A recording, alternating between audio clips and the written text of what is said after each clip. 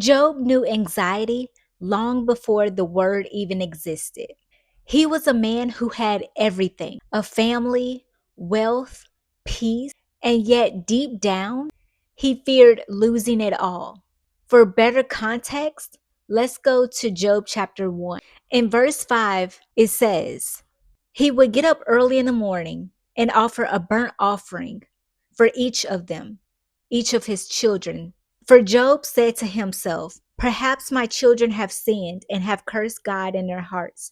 This was Job's regular practice because even though he had everything, his children were not necessarily the best children, for lack of a better word. So for this, Job felt as though he needed to, this was his way of purifying them, of praying for them, praying that nothing would happen to them. Now in Job chapter 3, verse 25 is where we receive more of what it is that Job is actually talking about. What I always feared has happened to me.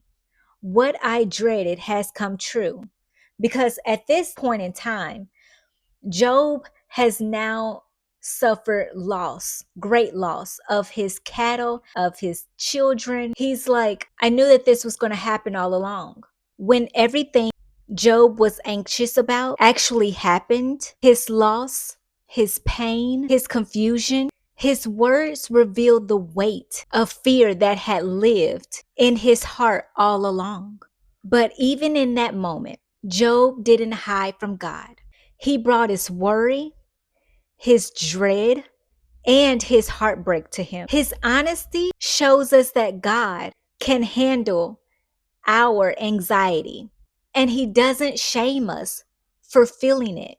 So if anxiety has been gripping you lately, remember this: God isn't distant from your fears. He's present in them. And just like Job, you can bring every thought, every worry, and every tear to him because he still listens.